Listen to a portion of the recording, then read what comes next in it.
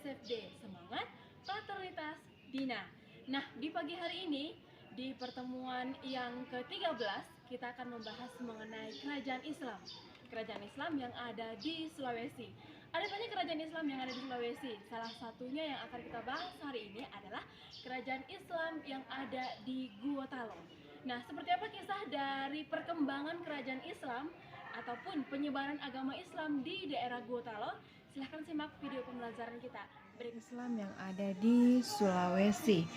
Nah, di daerah Sulawesi juga tumbuh yang namanya kerajaan-kerajaan bercorak Islam, serta munculnya kerajaan-kerajaan Islam di Sulawesi ini tidak terlepas dari yang namanya perdagangan yang berlangsung ketika itu. Jadi, berikut ada beberapa sih kerajaan Islam di Sulawesi saat itu, seperti ada Gorontalo, Bone, Wajo, Sopeng, dan juga Kesultanan Buton. Dari sekian banyak kerajaan yang ada pada saat itu, yang paling terkenal itu adalah kerajaan Gorontalo. Nah, di minggu ini kita akan membahas mengenai kerajaan Gorontalo. Tetapi terlebih dahulu kita harus mengetahui pembelajaran kita di hari ini. Dengan mempelajari masuknya Islam di kerajaan Gorontalo, diharapkan siswa mampu menganalisis bagaimana proses penyebaran agama Islam serta dampak keberadaan VOC dan juga Portugis di daerah. Siswa dapat dengan sigap dan mawas diri akan situasi dan kondisi di lingkungan sekitar agar tidak gampang terperangkap dalam jebakan. Langsung saja kita mulai ya. Di kerajaan Gorontalo sebelum menjadi kerajaan Islam itu sering berperang dengan kerajaan-kerajaan yang ada di Sulawesi Selatan, seperti ada Luwu, ada Bone, ada Sopeng, terus juga kerajaan Luwu yang bersekutu dengan Wajo ini ditaklukkan oleh kerajaan Gorontalo. Kemudian kerajaan Wajo ini menjadi daerah taklukan Goa. Nah, jadi menurut yang namanya ada cerita Hikayat Wajo, Hikayat Wajo ini mengatakan bahwa kerajaan Wajo itu pernah menjadi daerah taklukan kerajaan Goa. Nah, seperti itulah dia isi dari Hikayat Wajo. Wajo pernah ditaklukkan oleh Goa. Nah, ketiga kerajaan Bone, terus kerajaan Wajo dan juga Sopeng ini mengadakan persatuan untuk mempertahankan kemerdekaan yang disebut dengan perjanjian Telupuco. Jadi Telupuco ini tadi isinya adalah ada kesepakatan antara kerajaan Bone, kerajaan Wajo, dan Sopeng untuk mempertahankan yang namanya kemerdekaan. Sejak kerajaan Goa resmi menjadi kerajaan bercorak Islam di tahun 1505, Goa ini memperluas pengaruh politiknya agar kerajaan-kerajaan lainnya juga memeluk agama Islam dan juga tunduk kepada kerajaan Gorontalo. Nah, kerajaan-kerajaan yang tunduk pada kerajaan Gorontalo ini antara lain ada seperti Wajo, dan Wajo ini tunduk pada 10 Mei 1610 dan sedangkan kalau Bone ini tunduk pada tanggal 23 November 1611. Nah, di daerah Sulawesi Selatan itu proses Islamisasi semakin mantap dengan adanya para mubalik yang disebut dengan Dato Talu ataupun tiga Dato. Nah, Dato Talu ataupun tiga Dato ini itu yaitu ada Dato Ribandang. Kalau Dato Ribandang ini kalau dalam nama Islamnya itu Abdul Makmur ataupun Khatib Tunggal. Ya, yang kedua ada Dato Ripatimang ataupun disebut sebagai Dato Sulaimana ataupun Khatib Sulung. Dan yang ketiga ada Dato Ritiro. Kalau Dato Ritiro ini disebut ataupun sering dikenal dengan Abdul Jawad alias Khatib Bungsu. Nah, ketiga bersaudara ini yang mereka ini berasal dari Kulo Tengah, Minangkabau. Nah, para mubalik itulah yang mengislamkan Raja Luwu yaitu Datu Lapatiwe Daeng Parabuk dengan gelar Sultan Muhammad itu pada tahun 15 sampai dengan 16 Ramadan. Kemudian setelah berhasil diislamkan oleh daerah Luwu ini tadi, setelah berhasil diislamkan oleh ketiga Datu Talau ini tadi, datanglah yang namanya Raja Guo dan juga Raja Talo. Raja Goa dan Raja Talo ini datang untuk mengucapkan syahadat agar daerah Luwu ini tadi yang pada saat itu masih dipimpin Sultan Muhammad, maka Raja Goa dan Raja Talo ini mengucapkan syahadat secara bergantian dan syahlah yang namanya daerah Luwu ini menjadi menganut ajaran agama Islam. Nah, perkembangan agama Islam di daerah Sulawesi Selatan ini mendapat sambutan yang baik sekali, terutama di daerah Luwu ini tadi.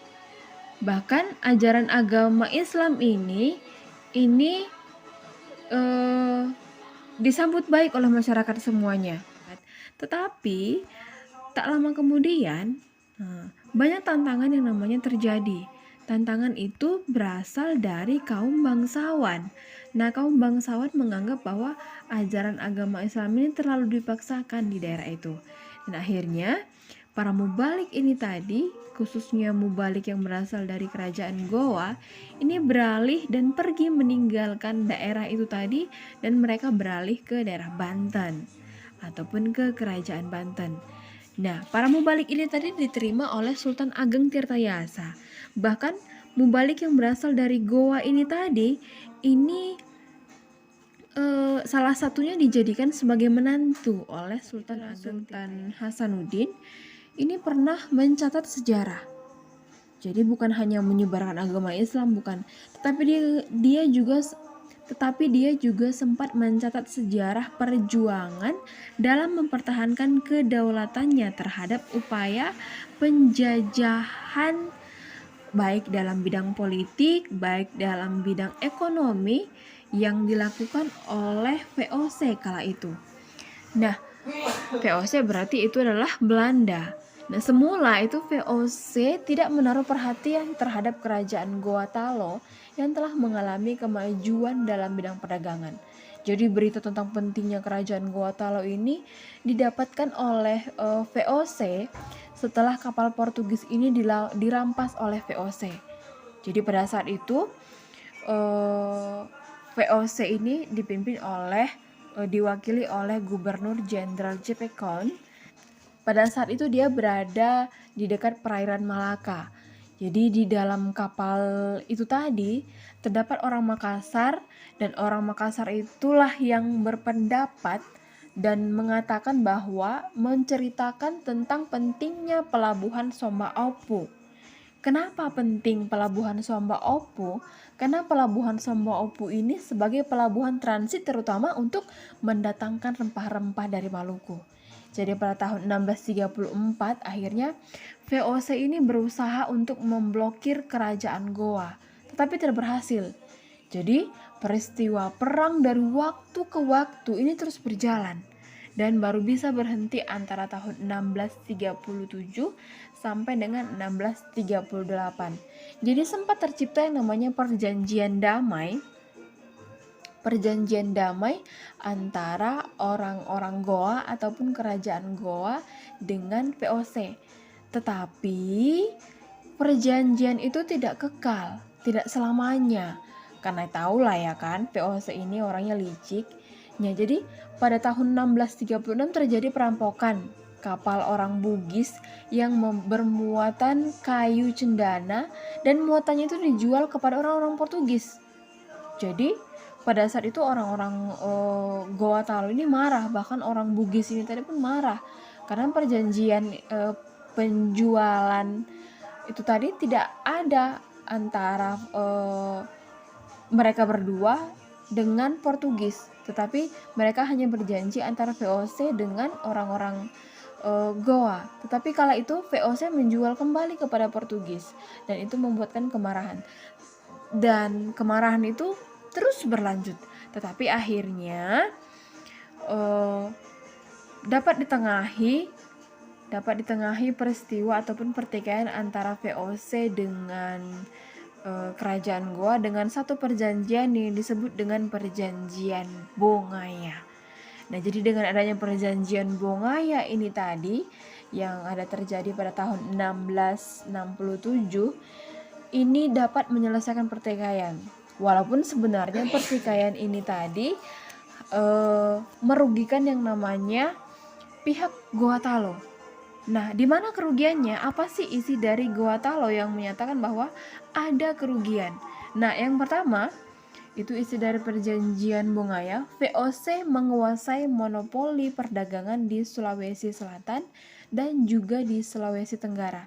Nah, dari sini juga bisa dilihat bahwa kalau sudah dikuasai pelabuhan ataupun perdagangan, ataupun dia menguasai perdagangan ini tadi, maka otomatis perekonomian dari kerajaan Goa ini menjadi menurun. Yang naik adalah VOC. Itu dia isi yang pertama. Isi yang kedua, Makassar harus melepaskan seluruh daerah bawahannya seperti Sopeng, Luwu, Wajo, dan juga Bone. Nah, yang ketiga itu Arupalaka dikukuhkan sebagai Raja Bone. Yang keempat, Makassar harus menyerahkan seluruh benteng-bentengnya. Yang kelima, Makassar harus membayar biaya perang dalam bentuk hasil bumi kepada VOC setiap tahunnya. Nah, bayangkan ini saja sudah merugikan masyarakat ataupun kerajaan ataupun daerah Sulawesi Selatan dan juga Sulawesi Tenggara kala itu. Nah, itulah dia pintarnya yang namanya orang-orang VOC dalam mencari kesempatan untuk kepentingan dirinya sendiri. Ingat kamu. Nah, tugas kita di hari ini adalah apa isi dari Hikayat Wajo? Apa isi dari Hikayat Wajo itu menceritakan tentang apa? Yang kedua, apa saja peran dan tindakan para mubalik dalam menyebarkan agama Islam di Sulawesi? Yang keempat, apa alasan para mubalik yang berasal dari Goa pindah arah ke daerah Banten dan apa akibatnya? Yang keempat, apa alasan JP Koin ingin menguasai daerah Sombo Opo? Yang kelima, apa isi dari perjanjian Bongaya? Nah, cukup 5 tugas kita di minggu ini. Ingat, kerjakan di buku latihan yang bersampul warna merah, karena bulan ini kita pasti ketemu, saya akan tagih semua. Terima kasih sudah mendengarkan video pembelajaran kita di hari ini. Itu dia video pembelajaran kita di hari ini. Di akhir materi tadi diajarkan kepada kita bahwa sigaplah dalam menghadapi situasi. Jangan sampai terlena kepada godaan-godaan orang yang bisa menjatuhkan kita, tidak akan bisa memajukan kita nanti ke depannya. Nah, ingat aku, kerjakan tugasnya, kerjakan di buku latihan, bagi tugasnya, dan lengkapi catatannya. Karena bulan ini kita pasti akan ketemu kembali. Salam SFD, semangat fraternitas.